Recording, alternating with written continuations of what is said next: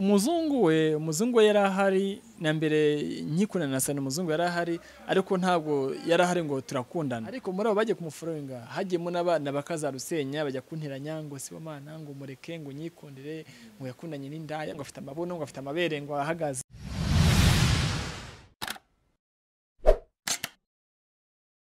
yerekanye ngire basuhuze mwese mukomeza kutwereka ko mudukunda mwebwe mukunda ibiganiro byacu tubagezaho umunsi ku munsi. Iyi ni OLENGA TV nyita Yusufu Professor. Uyu munsi ndiko n'umutipe wamamaye cyane na nubu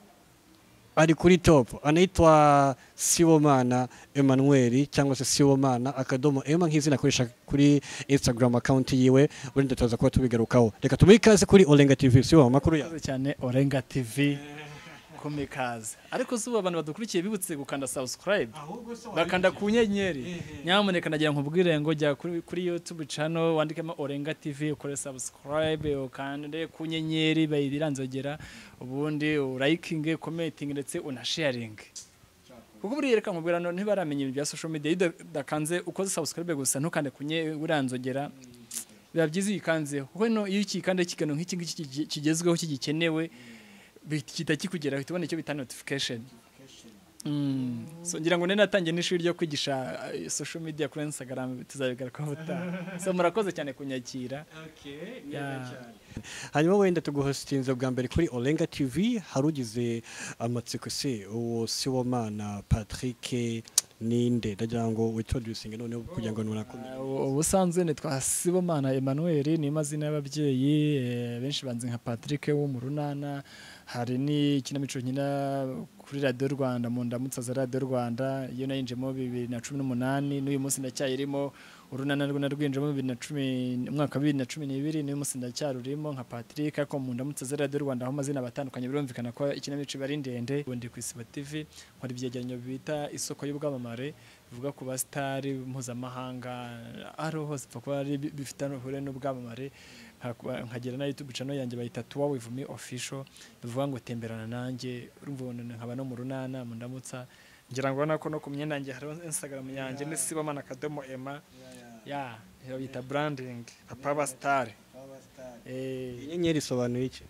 uziko n'izindi nyenyeri urumva inyenyeri ubone nkaho ninjye nka papa wabo izi nabandi bastari bose ndi papa bari abakina filime abanyamuziki abakina amakina kurumva ntabwo ari nge wabyise ni abanyamakuru b'imyidagaduro bateranye barabinyita so ndi fieri yabyo rero ni mpamvu ino ni nyenyeri z'ubwamamare nyine. Hanyuma tubwiye urugendo rurerure cyane rero rw'itangazamakuru kugeza aho uhugize uyu munsi ku Isibo mu by'ukuri byakumariye iki cyangwa se ni iki kirusha kuvuga ati hari ikintu runo rugendo nakoza ikintu runaka byamaye kugeza uyu munsi. Oya bunataciye kure icyambere kuba muri ino Kigali byonyine birisaba amafaranga umuntu tweme tuvugana akantu kose n'amafaranga kwishyura inzu kurya gutega amazi n'imboga za 50 ugomba kuzigura so kuba byonyine ndi umugabo kuba mbashije kuba ndi umwe mu bantu bari muri Kigali hano benshi batabasha kuba muri Kigali hari abaje muri Kigali rabananira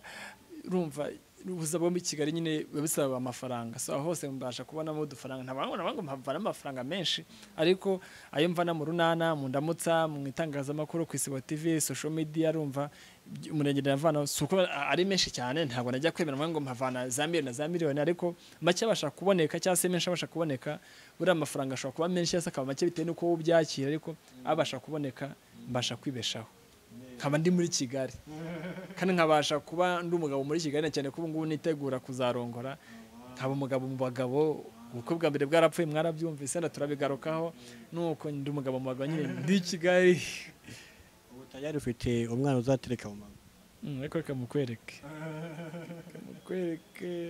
akura muzi umunyarwanda oh my god yego uyu mwana reka zomenge neza amurebe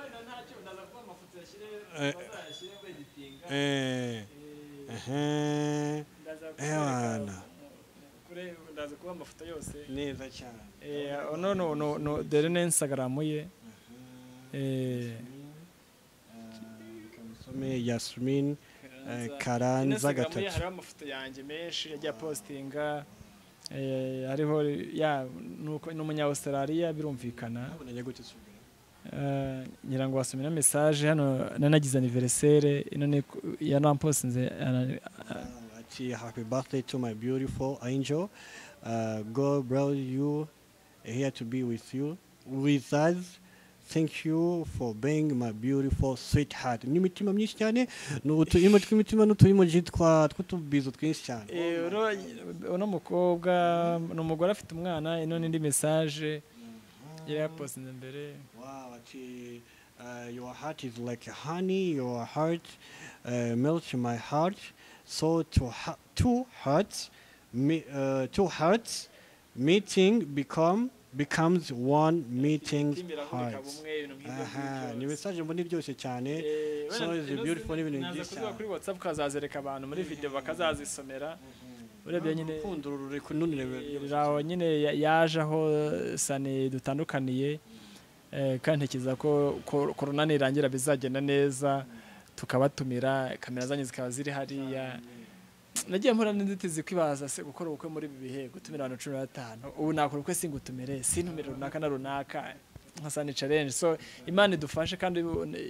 Imana imurumva amasengesho, urukingo rwarabonetse, ubigisiye nuko abanyarwanda twese dukingirwa, noneho ubundi tukumva baravuze ati ubukwe bureme muri yo buri official, nta kurimita abantu. Gusa ntayazahita kujyana iyo ngiye wabo akuvana mu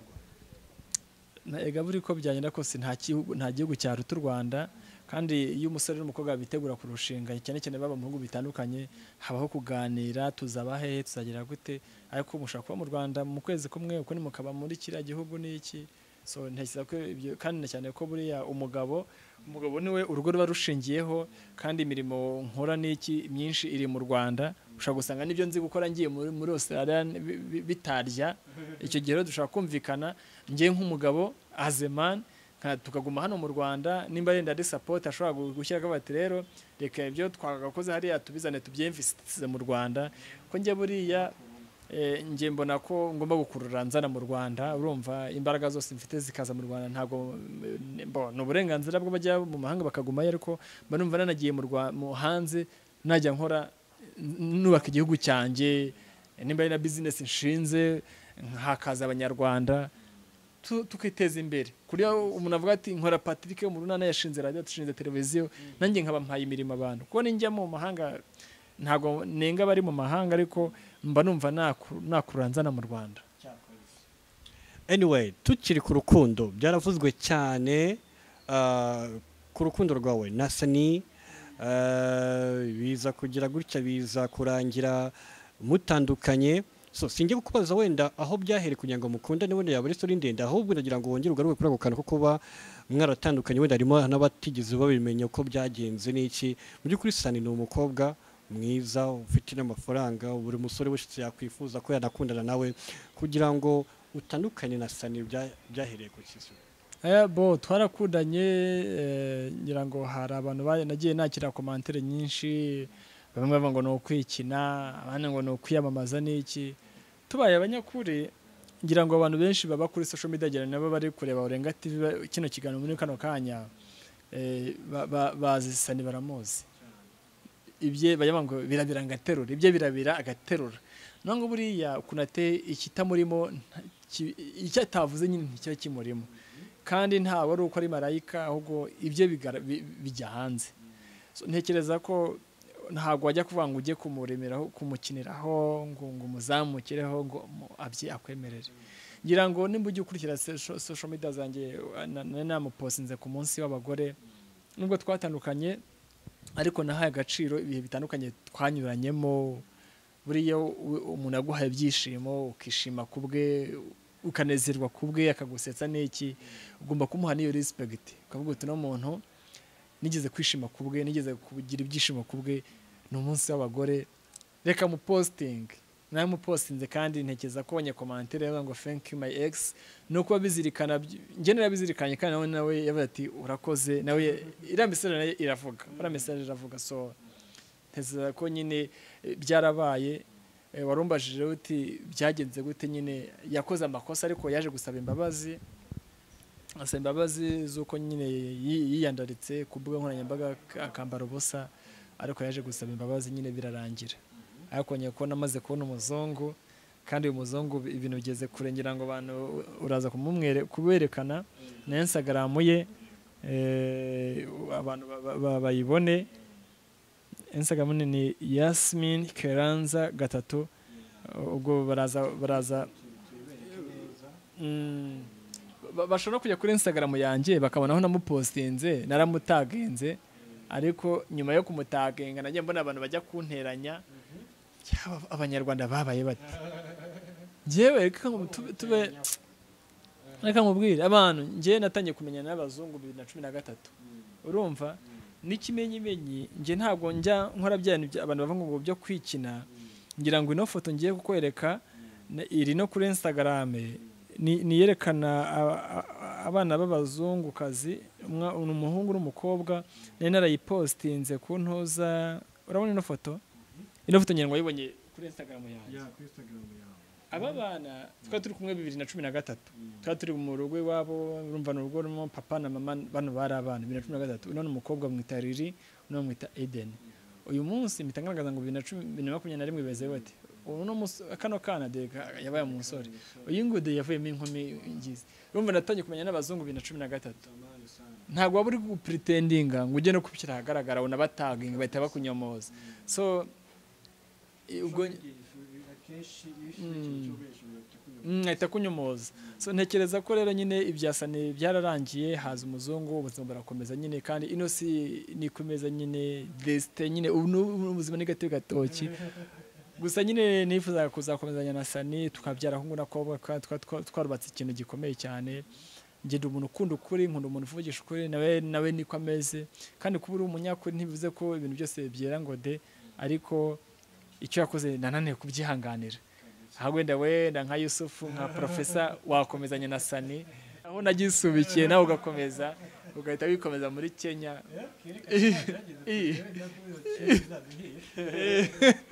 hanyuma tugarutse kuri iyo post ni post nagiye nabonye mbona irantunguye waramupostinze nkuko ubivuze ari kuri tariki 8 ku munsi hari umunsi w'abagore nyine kandi abagore bubahwe abagore tubyara abagore bubahwe abagore bakorane n'akazi ntakora mbona kagoye gutwita kubyara ibise n'iki niyo mpamvu nibaza umugabo uhotera umugore we n'iki ntabwo byabikwiriye yego ntaziba nazita kubanya amahembe ariko hari ibintu bakubwira ngo umugabo yakoze ukavuga uti no mugabo ntabo umuntu agira kabisa abagabo mwubaha abagore ko bakora akazi twebwe tutakora hanyuma tukiri kuri iyo post waramupostinze yego ahesa komanta ati thank you very much my ex niba nibuka neza thank you my ex thank you my ex none nararebye nsanga mu minota mike ukishiraho niwe muntu wa mbere wahise utera like atiraho na comments n'umuntu mugakorana ibintu byinshi agatima nikakuvaho nikamuba mba ntekereza ko abahora agatima kari haraka ajya kureba icyo nakoze ruba ntekereza ko rero kuba yarabivuze nyine ira ni message yivugira yaba yaranyuze se one day se nibura rimwe mu gitandukanya wenda akaba inbox wenda akaba yasaba ko wakongera ugasubirana before ko yuko wenda ubona n'uwo muzungu oya umuzungu we yarahari na mbere nyikunana na Sani umuzungu yarahari ariko ntabwo yarahari ngo turakundana yari umuntu usanzwe nyine ko ngenzeranye n'abantu benshi nyuma wenda before yo kukundana n'ura muzungu buriya Sani yaba yarigize kuba yanyura inbox wenda akonikenga ka message kifuza ko mwakongera mugasubirana mu rukundo nta uburyo yabikoze ntabwo yabikoze state kuri njyewe ahubwo yagiye anyura ku bantu batandukanye akanyura ku banyamakuru ndibuka aho geze kunyura kuri Sunday Juste ngira ngo benshi baramuzi yahoze ari manager mu Iseneza Josiane Miss Popularity 2019 turi mu kigano nkuko atangira kumaza ngo se ngo buriya ngo Sani ngo gusebye mbabazi ngo bamubabarira n'iki ntangire gusobanura n'iki ntangiye gusobanura ngo kandi ngo namuhamagaye ngira ngo arankinisha kiye kumva yaremama kuri video call ngira ngo shano kuba yarema anabyumva numva ijwi rya Sani n'iki ngo sibo mana atanya kumamagara ndebye kuri video call mbana niwe n'iki ntangira ko nako ari nkakatabankinnye n'iki kinkaze ku cyatamamagaye kutanya ndeke n'iki birangira nawe tutabyumvikanye abaramukubye kumva ndimo aragenda nyura no mu bandi bafana be abigisenye n'abari mu mahanga n'iki nkibaza nimba ikibazo cyaravutse agatanye nawe yakombye kuba yaranyihamagare n'iki bona birangira gutyo nyine gusa ariko ngewe ntabwo ndeba ikibe mu muntu ndeba n'ibyiza by'umuntu ko ku itariki ya mbere naramupostinze kuri Instagram ngira ngo arabibonye mwifuriza isabukuru nziza kwagira ku ya mbere kwa mbere. Ikindi ku munsi w'abagore ejo bundi naramupostinze bane munsi w'abagore mwiza ngira ngo ababonye abana postinze mama postinga na Sani. So ibyo byose bifite icyo bivuze nawe no ko yarakomanse ati thanks my ex ngira ngo message ngiyi so nare ni ibintu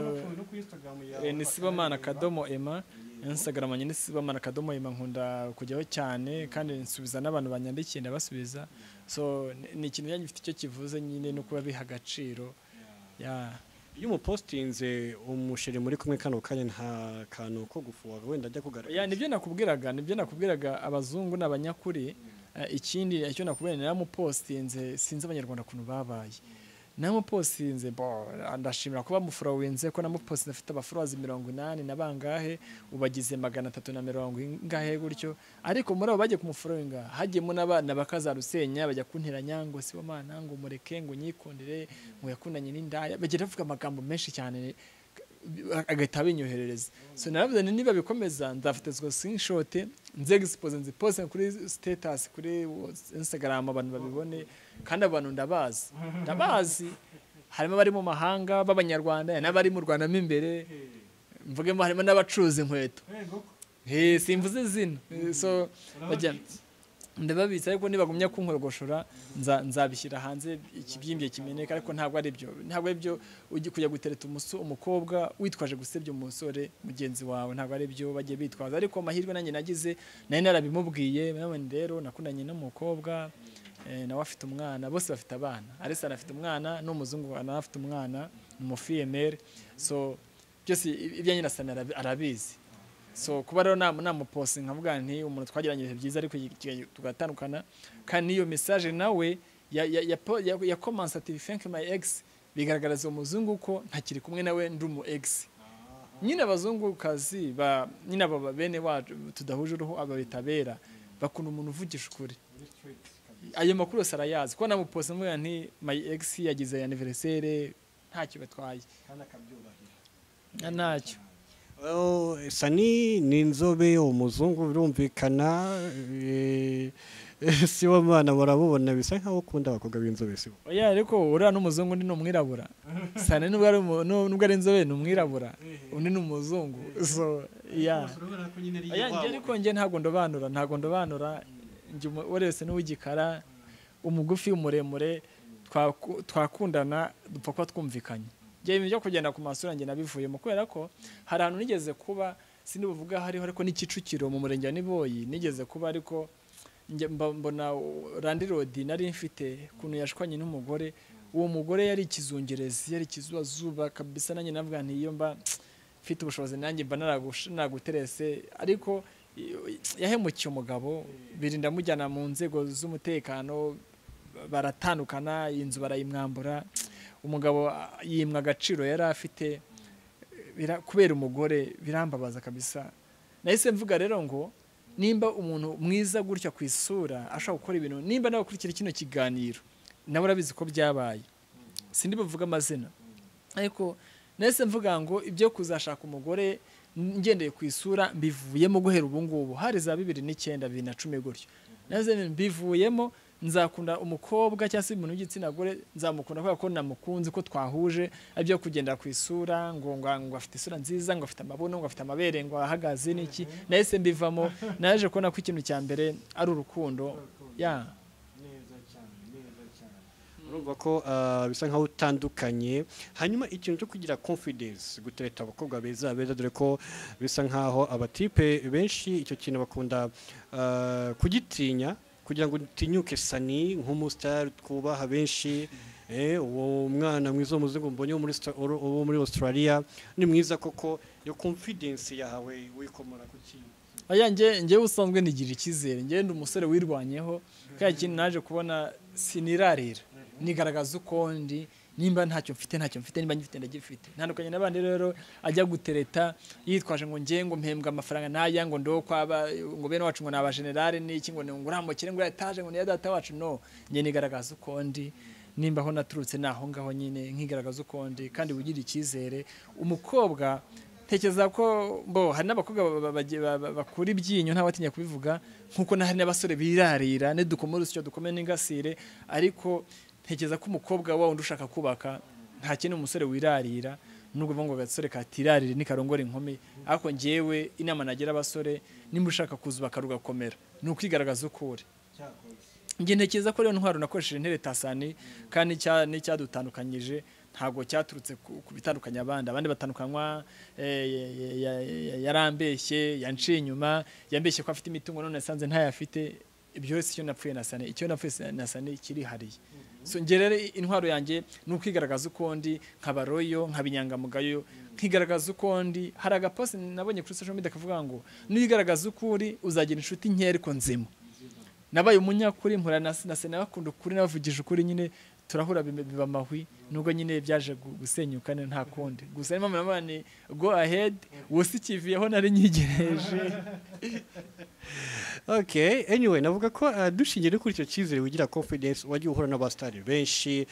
reka tuke nabo mu Rwanda muri Rwanda reka tuvuge abo hanze noneho sinibuka igihe ariko ndibuka ko hari igihe Diamond Platnumz yigeze kuza hano mu Rwanda noneho ni foto ya Nathan nayibonye kuri social media ariko gutera parfait yaje mu bitandukanye hari za 2017 yari yaje bamwe bagize ngo ni ntuza ni Photoshop ariko buri hari andi mafoto ndi kumwe na Diamond tuganira n'iki akamubwira abantu kuki bagira umutima mubi hari abantu bamfotoye amafoto kucyo gihe nta telefone nagiraga mfite agatelefone gatoya abantu bari bafite amakamera meza n'iki barayamfotora ngo banyima amafoto ngo ntazamenyekana byarambabaje ubusabantu abanyarwanda ntibanzi reka nkubwire buriya umuntu wese kunabayeho muri nosi Imana ibifite mugambi byo nyine kuba wavuye mu majyepfo ukaza kundeba i Kigali ni respect nkugomba nguha wubahwe urumva na Olenga TV muri rusange na cameraman nkubu hari amafoto ayo mwabonye niyo makegeje nayo nimwe ko hari abase nagiye ngira amahirwe Imana inyambika igikundo nkahura n'abastar runaka ntafite na telefone yo kwifotoza wenda ubu ngumfite iPhone nayo ndayikesha Sani urumva Sani yubawe urumva Sani wubahwe natunze iPhone mbere kubera Sani tujye tuvuga ibyiza nge ntabwo nemeranya n'abantu bavuga ibyiza umuntu yapfuye no reka tujye tuvuga abantu neza urumva bakiriho barabyumve urumva nayo mfite telefone ya Tekino urumva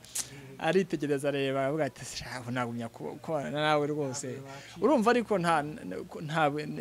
kuri ngewe ni intambwe yanteje ariko nta wabura kubimushemera ntabwo rero nemeranye n'abantu babona umuntu yapfuye ngo runaka ngo yari inyangamugayo n'iki kuki utabivuza gihari so nimba natunze iPhone bwa mbere kwera Sani yubahwe rero so ibyo ngibyo warumbajije nyine hari yombaje ngo iki amafoto na Diamond nyine n'abandi basore batandukanye ayo mwabo nyine mwarayabonye hari nayo mutabonye ibihe bikomeye n'iki abantu banze nk'ababane rero dore wamfoto amafoto yawe wazanye kamera yawe wabugize reka no tujye mu biciro unca amafaranga vuga uti ndaguca amafaranga niba uyanyime ninaniwe iko nge nkunda amafoto nzi n'imbaraga ziba mu mafoto n'iki nguha amafaranga unci mu 50 unce 20 mwene ndayabonye cyase nyisinyabonye ngo mani ngo usanga ibyana by'abanyarwanda bamwe na bamwe si bose usanga umuntu adashaka gutera imbere ngo utazamenyekana ubuse abanyarwanda ntibanzi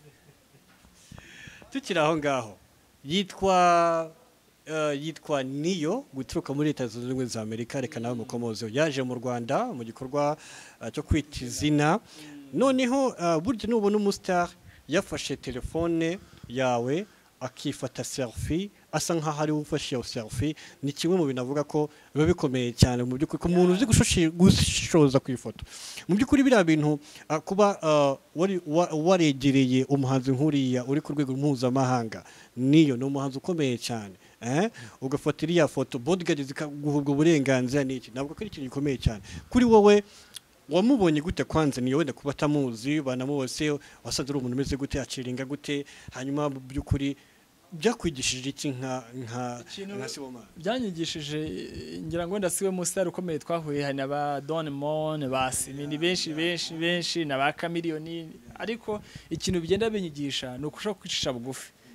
gusabana na buri muntu wese nibyo njya ndibaza umuntu arahavuye mu rutoki nge navuye harenze mu rutoki ntumve mvuga ngo sinavukiye Kigali nayijemo bwa mbere 2008 ariko usanga umuntu avuye mu rutoki hiryo mu cyaro cyaherera abandi akoze indirimbo iramenyekanye kandi afashwa n'abanyamakuru ejo wa mwaka ikiganiro agatanye kuza mu ntungu ngo arakomeye no abantu bubaha abantu dusabane bari abandi n'abandi basitari batandukanye nabigiye ikintu cyo guca bugufi naba Mr Flavor n'abandi ba bebe kuri twaje duhura amafuta arahari bajye kuri Instagram anjye Sibomana Kadomo imamurasa n'abandi menshi cyane ntirengagije nabo mu Rwanda ba Shadibu Tom Close basaba n'abantu nabasani nabo bose so nagiye mbigera ikintu cyo guca bugufi ntibaza umuntu ko afite titre ikomeye umuntu nkanje gusa ikindi kintu nabonye bano basitari mpuzamahanga iyo agiye n'amakuru nge nahawe n'abantu baba hafi si we yampaye ko n'abantu baba hafi n'iki bara basitari bagiye kujya mu gihugu barabanza bakaneka baza amakuru yose bayafite abana ese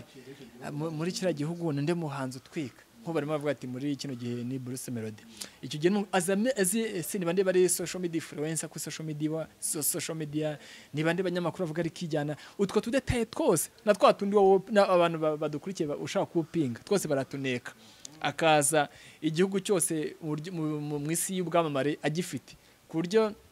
nimba bavuga ati Sibomana wandi gutya ibyo nabyo nimba ari huye byose arabineka ko nubango ndeka nkubwire buriya iyo akibona ubutumire ari muri Amerika kiri kutwa bwa Amerika akinegosietinga iyo amaze kumena ngo nzaza bamaze no kumwishyura atangira kujya kuri social media akanika mu Rwanda ujye ubona ntuzana brand ngo visit Rwanda araneka mu Rwanda hari iki hari ingagi hari ibisimba hari ibintu byose n'iki hari abanyamakuru social media abastari byose aza byose abizi we na timu ye ntabwo re wenyine ntabwo ni timu ye habe team management byose bamufasha kubicunga byose bivuze ngo rero kuba yahura na Sibomana ntabwo ari ubwa mbere abyumvise mu matwi ye ya biraza ariko nawe ugomba no gushyiramo kwicisha bugufi kubaha abantu ikindi ni challenge nabuye nayo ariko ntabwo uwo mutego nawuguyemo kuko kwiga indimi z'amahanga kuko niyo nta kinyarwanda azi kandi n'icyongereza avuga biragoye ko ari cyongereza bapfa gutoragura mu muhanda ni kinyamerika so nabanyemo challenge ikomeye yuko ndabwo ndareba nka papa w'abastari mvuze mu izina ry'abastari bose abastari bagenzi banje duharanire ko twakwiga indimi z'amahanga icyo nsaba bagenzi banje abastari bagenzi banje n'abafite abahure n'ubwamamare nimba dushaka gutera imbere kuko u Rwanda ndashimire ubuyobozi bw'igihugu cyacu ko bukora uko bushoboye kose nuko bwarazanye niyo Rwanda by'umwihariko ikigo cy'iterambere RDB nayo ni leta muri rusange kuba tuzana abastari batandukanye ariko twe nk'abastari nk'abahanzi nk'abakinnyi ba filime bafite abahure n'ubwamamare uriya muhanzi uzavugana nawe gute utavuga icyongereza iyo ni challenge nabonye nge nabashije mbonge ndi umwana wirwanyeho icyambere n'izindimi n'ubuvanganzo muri secondaire nanje 2007 ngeze Kigali ndihinga kandi ujye ubona ko nkora n'ibyegeranyo by'isoko bw'abamare nkora hari umuntu arimo avuga ati wagira ngo utuye muri Amerika so nge ngerageza kuvuga ikinyamerika ariko ku bandi bagenzi banje kandi ntabwo ndagerayo ndakiga cyane cyane kumva accent kuko buri ikintu cyambere kigora ku bantu ku bintu kijyana n'icyongereza nukumva ibyo uriya niyo avuga icyo gusubiza urapfundikanya ukirana ariko kumva ibyo yavuze so ni ikibazo rero muharanire ko mwamenye indimi z'amahanga cyane icyongereza igifaransa igiswahili umenye indimi z'amahanga nuhura n'umustari kabyo ndavuga namwe banyamakuru nabyo birakureba nese ubu ngubu uzahurana niyo nabonye ni challenge nuko nabonye abantu umuntu avuga kuri abantu bakarakara hari nka twatuzi ko ari buze saa 5:40 ariko yahageze nka saa 7 ikanombe ku kibuga cy'indege ariko nabonye kuntu twebwe nyamakuru nanjye ndimo duhora na challenge yo kumubaza ibibazo twabarijwe n'umuntu wo muri The New Times urumva kuko icyongereza cyo kabuti mbareza gutya iyo ni challenge nimba dushaka gutera imbere natwe twiga icyongereza nk'abanyamakuru tumenye icyongereza cy'ubwoko bwose cyane cyane menye cya British na American nuhura n'umunyamerika ejo wundi ubuse ntuza umwaka 2019 nihora ntuza Kim Kardashian na Kanye West baje buga anyway hanyuma twari dukomoje ku artists bagenda baza byamare bagiye batandukanye hari ikintu ngira ngo wenda umbwireho uko ukibona ni ikintu kigeze kuba cyarekaramwaho n'abantu bavuga bati kuba bagenda bazana abahanzi bo hanze bituma industry abahanzi b'abanyarwanda badahabwa iyo mahirwe kwigaragaza n'ibindi nk'ibyo ati mugabanye abahanzi bo hanze ahubwo muteze imbere abahanzi b'abanyarwanda so mu by'ukuri icyo kintu kuba barakirekaramye wenda bigasa nkaho bitangiye gushyirwa mu bikorwa ubona biri gutanga wa musaruro cyangwa se mu by'ukuri kwa dukeneye n'ubundi abo bo hanze baza kugira ngo tugire ibyo tubigiraho icyo kintu ntabwo njya mbyemera njyewe ibyo ntabwo njya mbyemera njye nahuye n'abasitari bakomeye mpora naboroheje b'ingeri zose zitandukanye nzi na systeme yacu y'imyidagaduro uko imeze ibyo babita ntuza mechanisme de défense nka byandi bavuga ngo ikiyoni bagishyize mu micaca ngo irantega bagishyize amakoma ngo haranyerera no njye reka nkubwire leta y'u Rwanda ntazagira umuntu uyikondana avuga ngo nta kibi itakoze njyewe ndabivuga nka Sibomana bivuga nk'umunyamakuru bivuga nka papa w'abasitari reka ngurugero hari inama yabaye ya kazi creative ibintu by'ikoranabuhanga bari bahamaga abasitari bakomeye mpuzamahanga urumva inshuro nyinshi tuvuga ngo habaye ibintu ngo kwinjira ngo n'amafaranga menshi no kwinjira byari ubuntu kubisaba byari online noneho n'abantu bazi ko hari kunikoranabuhanga ryanga ukagenda ku ntare arena kuri FPR ku irusororo kavuga uti nge byanze baketa uyandika bakaguha badge hari abasitari n'abasitari nkubwira abantu bari bahari hari Mr Flavor hari Dibanj uramuzi Nigeria na Mr Flavor hari nuza Olivier Ushe abo bose nagiye mbapostinga kuri Instagram yanjye Sibomana Kadomo Emma Olivier Ushe uramuzi mukubwire ni boss mukuru ufata ijambo rya boss mukuru CEO wa Trace TV ni televiziyo ikomeye ayo mafoto yose kuri Instagram nyamugere muyabona ari abasitari benshi bari baje ariko se sare y'intare arena murayizi ni nini cyane none ntari habe igitaramo ni hani cyane hari abantu bangahe hari abasitari bangahe kuko nimba uri umuhanzi ushaka gutera imbere n'iki abantu nk'abo bakagombye kuba na police kwinjira byari ubuntu nuko nyine haza ibintu byo gupinga ngo ibintu byo bontu se ibintu by'ubuntu batume Mr Flavor araciriritse Dibanj araciriritse boss wa Trace TV uyu munsi iyo indirimbo y'umuhanzi runaka inyuze kuri Trace TV ahita afata akavida gata ashenga ahantu hose bifite icyo bivuze nahahuriye n'abasitari batandukanye mahurira n'abantu umugore twahuriye n'umunyamakuru wa CNN n'abantu benshi cyane ndibaza narababaye ku giti cyane nyine nakuze icyo nagombaga gukora ari kundi ruhande nk'umuntu w'umunyamakuru naribaje abasitari bacu tuzatera imbere gute nimba umuntu kandi byari bizwe kuki bataje uri umuhanzi ukaza ugahura n'uwo boss wa TV ukavuga ngenda umuhanzi ngi namubwiye ibyanjye nk'umuhanyamakuru ariko uri umuhanzi ukavuga nge ko ndi umuhanzi byasaba kimwe ndimbangi kimwe kuri TV wamvuganiye abatekinisiye abanyamakuru banyu n'iki ugatwara contact ze biguza amafaranga yakwizaniye nitike yabuze kugera ku ntare arena ibyo ntabwo mbyemera ibyo ngibyo bita mechanisme de défense nimba abazanye abasitari baza ngo tubabyaza umusaruro ikibazo ntekereza nuko tutazi icyo dushaka ko tuzi icyo dushaka nagiye muhura n'abasitari benshi ariko nkabona usengiye ko nahirimbanye nkahura nabo wenda n'abandi banyamakuru bamwe na bamwe n'abandi banyamakuru bagenzi banjye bajyamaza bati ukoresha irihe banga kuki se mpirimbana nkabigeraho we muhanzi ntuhirimbane nteza ko uzi icyo ushaka uramutse abanyamakuru ngo niyo azaza mu Rwanda Mr Flavor azaza mu Rwanda ukeneye collab n'iki wahirimba naho ngo niba ari Kikanombe nawe iryo juru kabuhari niba twagiye muri press conference naho kabuhari ukigaragaza ako wagiye kwisha mu cyumba uzamenyekana gute ubuseka mubwire leta y'u Rwanda RDB bubahwe urumva bubahwe batumiye niyo yavuye muri Amerika mu cyubahiro cye araje bamutege ateze indege araje aje mu Rwanda none nasunye ngo aze kukwiruka aje kugusanga aho uri mu kavumo no arakuzi se we rero bari umwirukaho urumva nibura byange wagerageje Mr nibuka n'igitaramo cya Kasave iza mu Rwanda rawe kuntu hari hakubise huzuye n'abasitari benshi bajye bazamugura ngo basanga urumva hano undi ari none musabango ngo ntabirenze bundi nge njya mvuga ngo mu basitari bo mu Rwanda akubye n'ibitekerezo byanjye ku giti cyanjye ndavuga abari mu isi bw'amare n'imyidagaduro ari umunyamakuru yabimbaje mvuga uko mbyumva kandi umuntu uburenganzira kuvuga uko umuntu abyumva ambana ngo narinde mu star ukaze bamwe bazi ko ari Shadibu ariko nge ntabwo mbyemera Shadibu nge mwemera nk'umusire queen kandi se kumutuka nawe arabyemerera no kuri Instagram yanjye igihe wabona interview Shadibu yampaye twa twahuriye mu gitaramo hano mu ntuza muri Kigali arena hano hirya urumva ambwira ati ngende sire queen kandi ndi proud yabyo nabivugiye no kuri RBA so Shadibu ronge mwemera nk'umusire queen we influencer nk'umuntu wigaragaza unafite n'aba followers benshi ariko si mwemera nk'umustar ukaze kurusha abandi mu gihugu nje umustar mbona urenza abandi n'umukobwa wita Sherry Silver wabyemera utabyemera uramukobwa yubahwe urumva Sherry Silver uramuzi uramukobwa yubahwe kubera ko nyambona n'abastari basa nk'abamupinga ngo nta birenze nta kazi nge hano numiwe nkabwane uyu mukobwa ko numva ko ankuyeho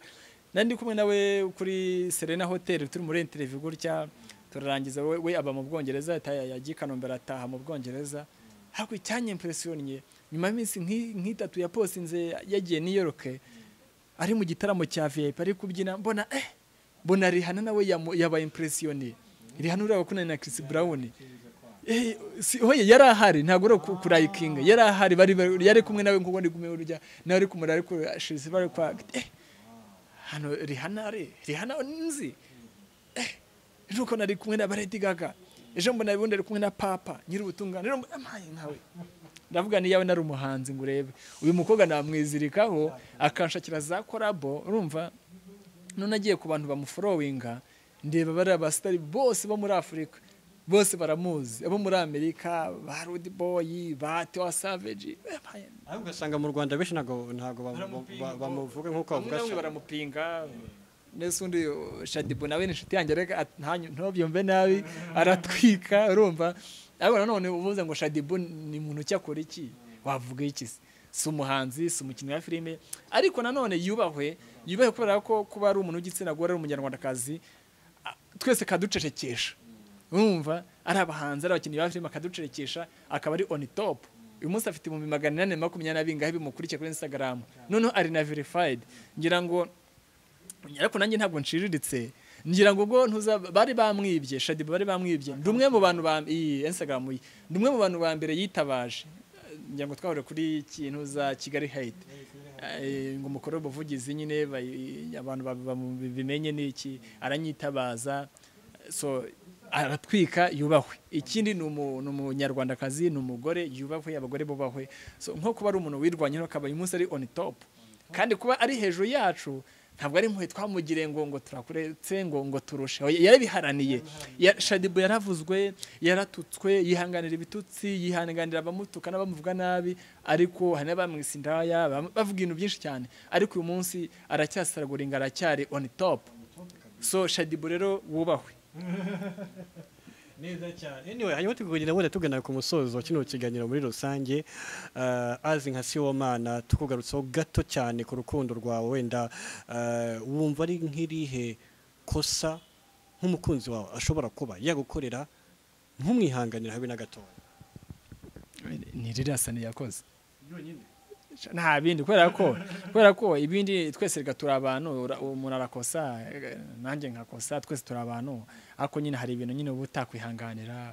yashobora kuguca inyuma nyine kuguca inyuma birababaza ariko ngomba kumenya ngo ese yabikoze yabigambiriye buri bintu umuntu yagambiriye n'ibintu umuntu yakoze by accident ibintu bitandukanye ari ibintu yagambiriye yapanze n'iki ushaka kuvuga uti mbivuyemo ukabihagarika mu gatandukana ariko hano yagize kuri accident nkuko nawe nkanjye musore bishaka kumbaho twese gatwambaye umubiri ntazagira ukwiraraho twese twambaye umubiri ariko wamubabarira ubuzima bugakomeza nese ubundi baravuga ngo wirukana umugore gugurugufuka ukazana uri mirabungure so ntera ko icyambere n'ubumwe ariko nka biriya bintu yakoze kubyihanganira byarananiye bitamvuga mvuyemo nimama ushaka gukomezanya nawe akomezanye nawe ngiye byarananiye hanyuma wowe irihe kosa kuri wowe wumva bite n'uburemere bwaryo utabasha kuba wakorera ubukunda ntago namubaza kubera ko kubaza uwo mwashakanye umugore wawe ntago bikwiriye nge mbona hari n'amakimbire mu bashakanye hanze ngaha bicana abarwana n'iki nge mba nifuza ko hari n'ibigano nagiye nkora nko kwisango Star ya Dona televiziyo bya mutima w'urugo naharaniraga icyatuma umuryango nyarwanda ubana mu mahoro nyine ntago bivuze ko ibintu byose ntabyera ngo de ariko nibara abantu babane neza nta mpamvu yo kubaza uwo mwashakanye umuhohotera no tubane neza mu mahoro hanyuma wenda niba nta kindi warenzaho tugushimire cyane cyane. Icyo narenzaho nuko wenda nk'abantu banzi nka Patrick mu runana mwumva nyine imico mibi y'ubusambanyi, ubujura, ingeso mbi, ubutwarwaye imitezi nayanduje mutesi nayanduza Petero, hajemo byo gutwita, hajemo kwihakana umwana n'iki, birano gukina no kwagitinga, ariko muza busanzwe ndi umwana mwiza, ndi umuse mwiza usabana, urabona bavuye Huye uza Kigali kundeba nakwakira neza, turimo turaganira. So ikindi abantu bankurikira kuri radio Rwanda mu itorero ndamutsa, naho turabagezaho amakinamico kandi meza, ngira ngo nta kimwadushinja, dukora ibyo tugomba gukora namwe mu yakunde, ntimugacikwe. Ikindi abanyarwanda nyine ndabakunda cyane. Ikindi nkoresha social media zanjye, harimo Instagram ni sibomana.ema, hari page ya Facebook ni sibomana Emmanuel, hari Twitter ni sibomana_ema, nkagira na YouTube channel. Abantu benshi basigaye bafite za YouTube, nanjye ndayifite, ariko nkunda gukenera by'abastari bayita Tour with me official, Tour with me official, bisobanuye ngo temberana nanjye. Ikindi abantu bankunda, umuntu ashobora kunyandikira akamenya igitekerezo cye, nabaha nimero ya WhatsApp ni 0783 44 32 umuntu uri hanze y'u Rwanda yabanza akamenyetso ko guteranya 250 783 44 32 wampamagara, wanyandikira, ukangezaho igitekerezo cyawe, ibyo ntavugiye hangaho ushaka kubimbaza n'iki, tugasabana, tukazamurana, tugashyigikirana. Ariko ikindi navuga ku bintu bya YouTube, abantu mureke dushyigikirane, kubera ko umuntu usigaye umuha link ngo ayifungura guteza imbere, akangu ibyo nibicyumpaye n'iki. Bamwe se mbona bafite n'amashyari ngo hangwa sema gukora amafaranga se. Nese kuki nimba wareka nkubwe, to be honest, nimba umuntu ashobora kwanga gufungura link ngo akuzamura guhe niyo views, yagwa inote y'igihumbi ushonje, abantu bareke imitima mibi, basupportingane, n'umuha link afite ahantu hari wifi ayifunguye, nubwo yabona ibyo ndi kuvuga bitari interest, ariko areke igende igire moving, iyo view uyibone. Urumva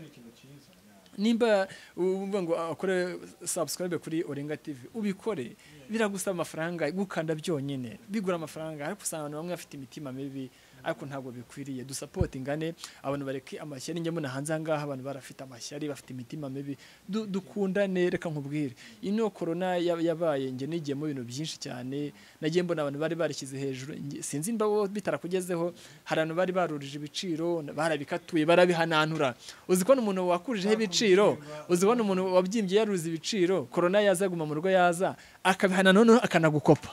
So reka nkubwire, twubahane, dukundane, dushyigikirane, tuzamurane, tuzamure umuziki wacu, tuzamure imyidagaduro yacu, tugere mu ruhando mpuzamahanga.